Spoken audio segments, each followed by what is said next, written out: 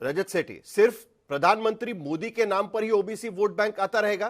क्योंकि महाराष्ट्र के चुनाव में देवेंद्र फडणवीस को जाकर कहना पड़ा था कि जो ओबीसी की बात करेगा वही देश पे राज करेगा। कांग्रेस ने चैलेंज खड़ा कर दिया है जाति जनगणना के नाम पर। ऐसा नहीं लगता आपको? देखिए, इतना आसान जाति की गणित को समझ पाना, उसको इम्प्लीमेंट कर पाना इतना आसान नहीं है। और ओबीसी समाज इतना बड़ा समाज है हमारे देश में, कोई बल्ब का स्विच का बटन तो है नहीं कि बटन को ऑन किया कल से वोट झड़ना शुरू हो गए इनके फेवर में। जी। ऐसा तो होता नहीं है। और उसके लिए जो हम्म। मशक्कत करनी है, जमीन पे जो राजनीति करनी है, उनमें से कितने नेता हैं जो कि तैयार हैं कांग्रेस पार्टी में। दूसरी बात मैं बोलूंगा, जब तक राहुल गांधी, सोनिया गांधी, प्रियंका गांधी और ये गांधी के स्टैंप के नीचे जो सो कॉल्ड पोर्ट्रेट लीडर्स बना के रखे हुए हैं इन्होंने, जब तक ये राजनीति चलती रहेगी तो कांग्रेस का कुछ नहीं हो सकता। खड़गे जी दलित समाज से आते हैं, कितनी स्वायत्ता दी गई है उनको। दलित समाज से आने के बावजूद हर डिसीजन मेकिंग में ऐसा लगता है कि वो उनके सेक्रेटरी हैं राहुल गांधी जी के। क्यों राहुल गांधी जी नहीं हटते और गांधी परिवार नहीं हटता है? अलाउ करे कि मेरिट आए, अलाउ करे कि ओबीसी समाज से उठा हुआ एक युवा खड़ा होकर आंख में आंख डाल के बोल सके कि गांधी परिवार नहीं चाहिए। एकमात्र नेता हुआ है कांग्रेस परिवार में, वो हुए नरसिम्हा राव, जो कि खड़े होके जिन्होंने भारत रत्न दिया, सरदार पटेल को दिया। कितनी गालियां पड़ी हैं नरसिम्हा राव को, आज तक पड़ती हैं, उनका कोई सम्मान नहीं है। वही नेता थे जिन्होंने खड़े होकर अंबेडकर जी को भी भारत रत्न का सम्मान दिया। क्यों कांग्रेस के गांधी परिवार से निकल के कोई नहीं इस बात को ओन अप कर सकता है? जब तक, देखिए, ये कांग्रेस पार्टी एक डिजाइन प्रॉब्लम में फंस चुकी है। गांधी परिवार के बिना एक कदम चल नहीं सकती, और जब तक गांधी परिवार रहेगी तो सिंबॉलिक राजनीति ये कर नहीं सकते जात पात की। और जहां जहां इन्होंने प्रदेशों में करने की कोशिश करी है उसका हर्षात देख रहे हैं। आपने महाराष्ट्र में देख लिया, बहुत करने की कोशिश करी, बट वो पब्लिक में एक्सपोज हो जाते हैं ना जब आप वॉक द टॉक नहीं करते हैं। आपके शब्द कुछ हैं, आपकी हरकतें कुछ हैं। कर्नाटका में देख लीजिए, उन्होंने सेंसस करवाया, आज तक हिम्मत हुई है उनकी सरकार की कि सेंसस को ओपन करके दिखाएं? नहीं कर सकते। आप वही चीज तेलंगाना में देखिए, मुख्यमंत्री कौन बना? रेड्डी समाज से बना। वो दलित भी बन सकता था, ओबीसी भी बन सकता था। नहीं बनाएंगे सर, क्योंकि दलित रेड्डी समाज जो आता है वो थोड़े से वहां पे जो जिन कम्युनिटी के पास ज्यादा पैसा है उस समाज से आते हैं लोग, इसीलिए नहीं करेंगे। आप जब तक कि डीएनए की प्रॉब्लम को सॉल्व नहीं करेंगे, वैसे डीएनए की समस्या सॉल्व होती भी नहीं है। अब वो यही तो कश्मकश है कांग्रेस पार्टी की, और इसी डुअलिज्म में फंसी रहेगी। ऐसे कई अधिवेशन तेलंगाना होंगे। का मुद्दा निकला लास्ट है, बात मैं तो बोलूंगा, राहुल आखिरी गांधी ने बात, तेलंगाना को आखिरी लेकर बात, क्या कहा आखिरी था वो बात मैं जरा देख बोलूंगा लेते हैं। कि मैंने और कभी रजत भी सेठी ऐसा ने, नहीं हाँ सुना जी बोलिए किसी बोलिए, पार्टी के रजत बोलिए। अधिवेशन का निष्कर्ष, किसी भी हम्म। पार्टी के अधिवेशन का निष्कर्ष समावेशी ना हम्म। हो कि एक वर्ग को उठा के लिखाओ हमें ओबीसी का वोट चाहिए। ये कोई रेजोल्यूशन होता है क्या? ये मतलब हम लोग क्या, बिल्कुल आप लोगों ने सबको फॉर राइट लेके रखा है पूरे भारत को कि वो तो हम एक बीजेपी समाज को भी कहना पड़ता है ना रजत, अरे कि नहीं जो होता ना ओबीसी की सर, ऐसे बात करेगा राजनीति वही नहीं देश पे होती है राज साहिल करेगा। जी। मैं खुलेआम कौन सा बोलना मैं पड़ता फ्री है में आके। एडवाइस क्यों दूं कांग्रेस पार्टी को? मैं लोकसभा तो नहीं में, देना चाहता, लेकिन मैं लोकसभा बता रहा में हूं ऐसे आपको भी राजनीति नहीं पता होती है है। कि लोकसभा में रिजल्ट आने के बाद में महाराष्ट्र में जिस तरीके से अलग अलग ओबीसी समुदायों को मिलना जुलना शुरू हुआ, महाराष्ट्र में हर ओबीसी समुदाय के लिए अलग अलग अलग वहां भाई पर इंस्टीट्यूशंस महाराष्ट्र बनाने में की बीजेपी घोषणा ने की गई, जो अभी मराठा तक वोट बने भी नहीं है। पाया, हालांकि ओबीसी वोट भी अथॉरिटीज पाया, बनाने इसको की बोलते हैं कोशिश की सोशल गई। वो इंजीनियरिंग। तो हुआ ही है ना। नहीं नहीं हर नहीं किसी को साहिल जी, मालूम है कि बीजेपी ओबीसी को ही वोट बैंक मराठा है आज वोट की भी स्थिति मिला। में।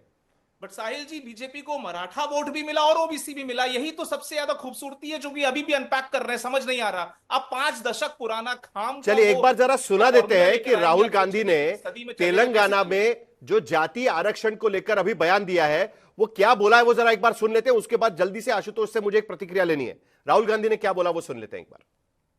तेलंगाना में हम सचमुच में विकास का काम कर सकते हैं। तेलंगाना में हम पिन पॉइंट एक्यूरेसी के साथ भागीदारी के बारे में हर सेक्टर में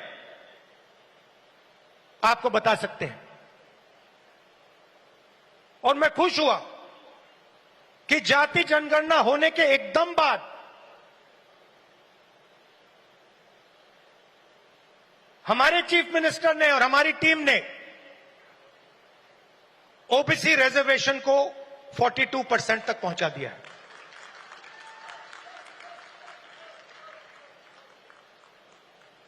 हम सुपर पावर की बात करते हैं, मगर जब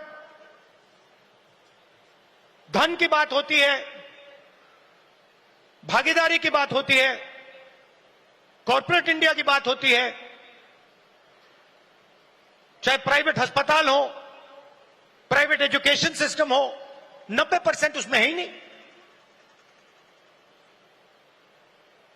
मोदी जी 24 घंटा पिछले वर्ग की बात करते हैं, दलितों की बात करते हैं, आदिवासियों, वनवासियों की बात करते हैं, वो उनको वनवासी कहते हैं। कथनी करनी में फर्क, जो रजत सेठी भी आरोप लगा रहे थे और उसके साथ साथ बीजेपी भी आरोप लगा रही थी, आशुतोष, कथनी करनी में फर्क। भारतीय जनता पार्टी ओबीसी नेताओं को तो आगे कर रही है, लेकिन कांग्रेस के पास सिद्धरामैया छोड़ दे, अशोक गहलोत मुख्यमंत्री थे, उसके अलावा किस नेता को उन्होंने आगे किया? और आप जो प्राइवेट सेक्टर में रिजर्वेशन की बात की जा रही है, बड़ी इंटरेस्टिंग बात है। महाराष्ट्र में सुशील कुमार शिंदे के जमाने में प्राइवेट सेक्टर में रिजर्वेशन का बिल पारित किया गया था, लेकिन उसको कभी भी लागू नहीं किया गया। तो कथनी करने की बात, यूपी और बिहार में जब कांग्रेस की सत्ता थी, 11 के 11 चीफ मिनिस्टर ब्राह्मण समाज के बनाए गए थे, क्यों नहीं पिछड़ों का या ओबीसी समाज से मुख्यमंत्री बनाया गया? कथनी करने की वजह से दिक्कत है ना कहीं, यही सवाल बार बार उठता है कांग्रेस पर। देखिए, कांग्रेस ने पिछले दिनों, इसमें कोई दो राय नहीं है कि एक जमाने में वो अपर कास्ट की पार्टी थी और अपर कास्ट बड़ी मजबूती के साथ कांग्रेस पार्टी के साथ था।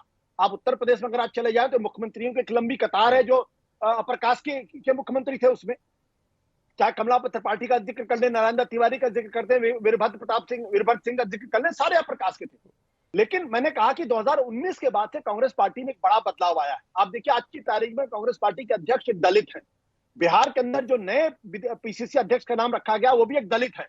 राजस्थान के अंदर लीडर ऑपोजिशन जो है वो भी एक दलित है। और वहां भारतीय जनता पार्टी के एक नेता ने जाके जो मंदिर गए थे तो गंगा जल से जाके उसको धुलने का काम किया था। और उसी के साथ साथ जो पंजाब के मुख्यमंत्री थे वो भी दलित रखा हुआ है। अशोक गहलोत ओबीसी है। तो कांग्रेस पार्टी में भी एक कॉन्शियस प्रयास है कि वो पार्टी को ओबीसी दलित से जोड़ने की कोशिश करे। जहां तक कथनी करने का प्रश्न में एक बात, इंपॉर्टेंट बात आपको बता देता हूं। सरदार पटेल ने, आपको याद होगा कि दिसंबर 1949 में जब वो कम्युनिस्ट पार्टी और बीजेपी दोनों आरएसएस का जिक्र कर रहे थे तो उन्होंने साफ तौर पे कहा था कि अपनी योजनाओं को बदलो, गोपनीयता छोड़ो, सांप्रदायिक संघर्ष छोड़ो, भारत के संविधान का सम्मान करो, झंडे के प्रति अपना वफादारी दिखाओ और हमें यकीन दिलाओ कि हम तुम्हारे कहे पर विश्वास करें। कहोगे कुछ, करोगे कुछ, या खेल हम तुम्हें खेलने नहीं देंगे। ये सरदार पटेल ने आरएसएस के बारे में कहा है। कहते कुछ हो, करते कुछ हो, ये खेल तुम्हें खेलने नहीं देंगे। ये सरदार पटेल ने आरएसएस के बारे में कहा था। तो कथनी करने का सवाल जो है वो सारी राजनीतिक पार्टियों के ऊपर एक जैसा लगता है। आज जिन सरदार पटेल को भारतीय जनता पार्टी अपना आराध्य पुरुष मानती है, इन्हीं सरदार पटेल ने भारतीय जनता पार्टी के नेताओं को, आरएसएस के लोगों को अरेस्ट कराया था और साथ ही साथ उनको जेल भिजवाया था। न केवल जेल भिजवाया था बल्कि उनके ऊपर बैन लगाया था। और सरदार पटेल और नेहरू के बीच की जो लड़ाई है की बात करते हैं वो मिथ्या है, झूठ है, इसके अलावा कुछ नहीं। ठीक है। लेकिन ओबीसी समाज वोट कैसे करता है, क्योंकि उस पर हम प्रतिक्रिया भी लेंगे। प्रदीप भंडारी ने यह मुद्दा उठाया था इसके लिए। लेकिन ओबीसी समाज का वोट कैसे होता है? प्रोफेसर संजय कुमार हमारे साथ में है। अगर हम देखें तो 2009 में बीजेपी को 22% ओबीसी वोट पड़ा था। 2014 में नरेंद्र मोदी के आने के बाद यही वोट 34% तक ओबीसी समाज का वोट, सीएसडीएस का ही ये आंकड़े हम आपको बताने की कोशिश कर रहे हैं, 34% चला गया था। और 2019 में यही वोट 41% तक भारतीय जनता पार्टी की तरफ चला गया था। और उसमें ये अगर हम स्प्लिट करके देख ले तो हमें पता चलता है कि जिस बीजेपी को 19 में अपर ओबीसीज ने 41% वोट दिए थे वो घटकर 39% हो गए 2024 में। कांग्रेस के 15% वोट बढ़कर 20% हो गए। 2019 में बीजेपी को लोअर ओबीसी, यानी जो ओबीसी में भी जो अति पिछड़ा हम कहते हैं, 48% वोट बीजेपी को मिले थे, वो बढ़कर 49% हो गए। जबकि कांग्रेस को भी 15% जो वोट थे वो बढ़कर 18% हो गए, जिसका नतीजा यह हुआ कि भारतीय जनता पार्टी की 63 सीटें घट गई और कांग्रेस की सीटों में 90% इजाफा हो गया। हालांकि अभी भी कांग्रेस 100 का आंकड़ा पार नहीं कर पाई है। संजय कुमार, प्रोफेसर संजय कुमार, यही स्टैटिस्टिक्स कहीं ना कहीं बार बार राहुल गांधी को कहने पर मजबूर कर रहा है कि टेक्निकल मिस्टेक हो गई, अब हमें लुक ओबीसी, यही हमें अपनाना पड़ेगा स्ट्रैटेजी, जिसके वजह से 2029 में कम से कम कुछ मौका हमको मिल सकता है। और आने वाले कुछ राज्यों में भी, चुनाव में भी, बिहार का जिक्र बार बार वो करने की कोशिश कर रहे हैं। संजय कुमार, दो कारण है साहिल जी। देखिए, आपने जिस बात का जिक्र किया वो तो बहुत साफ है, बहुत ऑब्वियस है एक समय था, अगर 96 से लेकर 2009 के चुनाव को देखें तो कांग्रेस और बीजेपी को लगभग बराबर ओबीसी का वोट मिलता था। दोनों में काफी टक्कर था, 24-22, 24-23 इतना ही परसेंट मिलता था। लेकिन 14 के बाद से बड़ा जबरदस्त परिवर्तन है। आंकड़ों का आपने जिक्र किया, बताया कि कैसे 40% से भी ज्यादा ओबीसी वोट बीजेपी के पक्ष में गया है। 2024 की बात करें या 2019 के लोकसभा चुनाव की बात करें, कांग्रेस का वोट घट गया है ओबीसी समुदाय में। तो पहली बात तो यह है। दूसरी बात कि ओबीसी समुदाय की संख्या कितनी है उस पर चर्चा होती रहती है। कभी 44%, कोई 50%, कोई 42% की बात करते हैं। लेकिन अगर इन आंकड़ों को छोड़ भी दें तो ये बात तो तय है कि ओबीसी समुदाय, इसमें तमाम कास्ट जातियां हैं, इसी के लिए हम अपर ओबीसी और लोअर ओबीसी करके भी बात करते हैं। लेकिन इनकी संख्या बहुत बड़ी है, तकरीबन 45% है। और इनका 45% वोटरों में से अगर 44-45% वोट एक पार्टी के पक्ष में चला गया, जो बीजेपी के पक्ष में गया 19 और 24 में, तो उनको किसी भी पार्टी को भारी जीत की संभावनाएं प्रबल हो जाती हैं। तो अब कांग्रेस को लगने लगा है कि ये एक बड़ा समुदाय है, इस समुदाय के वोटरों को अगर अपनी ओर मोबिलाइज किया गया तो उसका फायदा कांग्रेस को आने वाले चुनाव में होगा। बिहार के चुनाव का जिक्र इसी के लिए हो रहा है क्योंकि बिहार का चुनाव बिल्कुल सर पर है। अक्टूबर के महीने में चुनाव है और बिहार में ओबीसी के इर्द गिर्द पॉलिटिक्स होती रही है और इन चुनाव में भी ओबीसी मोबिलाइजेशन के इर्द गिर्द पॉलिटिक्स होगी। और बिहार में तो ओबीसी की तादाद 50% से भी ज्यादा है। मुझे लगता है इन कारणों को देखते हुए कांग्रेस का एक प्रयास है, कांग्रेस के नेता राहुल गांधी का प्रयास है कि ओबीसी समुदाय के वोटरों को एक पॉजिटिव संदेश दिया जाए और कोशिश हो कि उनको अपनी ओर मोबिलाइज किया जा सके। प्रदीप भंडारी, कहीं इसी के वजह से बिहार में जाति जनगणना के बाद जो बिल पारित करके रखा हुआ है ना, वहां पर भी मर्यादा बढ़ा के रखी हुई है। कहीं पार्लियामेंट को ये करने पर मजबूर ना हो जाए कि भाई वहां पर 50% का 50% का जो स्लैब लगा हुआ है उसको हटा दिया जाए करके, जो कब से मांग यहां पर हो रही है। कहीं इसकी कोशिश ना करनी पड़ जाए बिहार के चुनाव के पहले। साहिल जी, देश में एक ओबीसी प्रधानमंत्री है। अगर कांग्रेस पार्टी की नीति और नीयत साफ होती तो वो एक ओबीसी को अपना चेहरा आगे करती, ना कि राहुल गांधी को। क्या है राहुल गांधी की जाति, जरा सपना जी बता दे। बड़ी बड़ी बातें करते रहते हैं, खड़गे जी को स्टेफनी के रूप में इस्तेमाल करते हैं। ये इन्होंने अपने पूरे इतिहास में दलितों का अपमान किया है, पिछड़े वर्ग का अपमान किया है, हिंदू समाज का अपमान किया है। वक्फ का ये सपोर्ट करते हैं। वक्फ बोर्ड ने कितनी जमीनें ओबीसी समाज की ली? क्या कांग्रेस पार्टी साथ में खड़ी हुई? सीताराम केसरी का किसने अपमान किया? कांग्रेस पार्टी ने अपमान किया। नरसिम्हा राव के परिवार का किसने अपमान किया?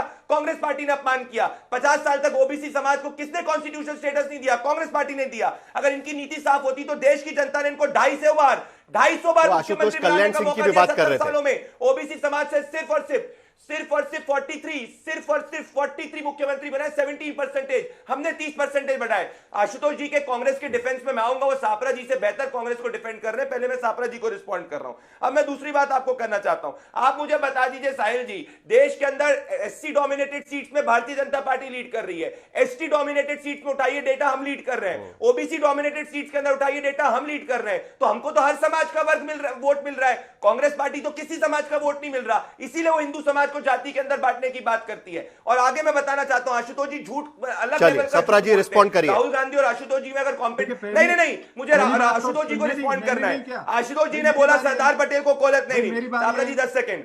सरदार पटेल को आशुतोष जी ने गलत कोट किया। सरदार पटेल ने 1948 में गुरुजी को लेटर लिख के आरएसएस के कार्य को प्रेस किया। सिविल डिसोबीडियंस मूवमेंट में हेगड़ेवर जी के कार्य को प्रेस किया। अब मैं एग्जैक्टली सरदार पटेल को कोट करना चाहता हूं, उसके बारे में बात किया आशुतोष जी। अरे बैन भी हटाया भी तो सही, हटा भी तो सही ना। और हटाए वक्त क्या कहा कि संघ के बारे में मेरे विचारों को आप जानकारी होगी। मेरे विचार जो है, संघ हिंदू समाज की सेवा कर रहा है, युवकों और महिलाओं की सेवा कर रहा है। महात्मा गांधी ने भी प्रेस किया। तो आशुतोष जी हमेशा आधी बात करते हैं। वो जो दलित नेता की बात कर रहे थे भारतीय जनता पार्टी से, उसके आगे उन्होंने नहीं बोला कि नेता को भारतीय जनता पार्टी ने सस्पेंड कर दिया। जवाब दे दिया बोलेंगे वो। सुनिए सबसे पहले तो मैं अपनी आपत्ति दर्ज कराना चाहूंगा कि इन्होंने जिस तरह से खड़गे साहब के बारे में अभी एक शब्द कहा है, मैं भी कह सकता हूं कि नड्डा साहब जो है वो पिछलग्गू है, नड्डा साहब कठपुतली है, नड्डा साहब एक मुखौटा बना करके इन्होंने सामने रखा हुआ है। तो मैं भी इस तरह से कह सकता हूं। हम हमारे अध्यक्ष का सम्मान करते हैं सापरा जी। अरे छोड़िए ना, हम उनको सेम सोफे पे बैठाते हैं जब बाकी होते हैं। चलिए समय खत्म हो रहा है, आखिरी 30 सेकंड मेरे पास बचे हुए, जल्दी से खत्म कर दीजिए। बात करिए साहिल, इनको छोड़, तमीज से बात करें। तुम तमीज से बात करो पहले। अकल तुमको आप नहीं तमीज है। से बात करो, सामने ये बकवास नहीं चलेगी। इस तरीके तमीज से से बात नहीं करिए आप, बात करना अपने संस्कार इस राहुल तरीके गांधी से के सामने डिबेट नहीं दिखाइए। बहुत देखे तेरे जैसे भाई। तमीज से बात करिए, फ्रस्ट्रेट हो चुके हैं आप, क्या हो गए संस्कार? नहीं, नहीं, अरे नहीं, चुनाव नहीं, जब्त हो गई, नहीं नहीं राहुल गांधी नहीं को नहीं मारा नहीं इस तो तरीके क्या से है? बात नहीं होगी, क्या जरा है दोनों को कांग्रेस शांत पार्टी? करिए प्लीज। क्या कर रही है? ये इस तरीके से डिबेट नहीं हो सकती। हम मुद्दे पर बात कर रहे थे, हम ओबीसी समाज को लेकर कांग्रेस ने जो अब राजनीतिक भूमिका बनाने की कोशिश की है उस पर बात कर रहे थे।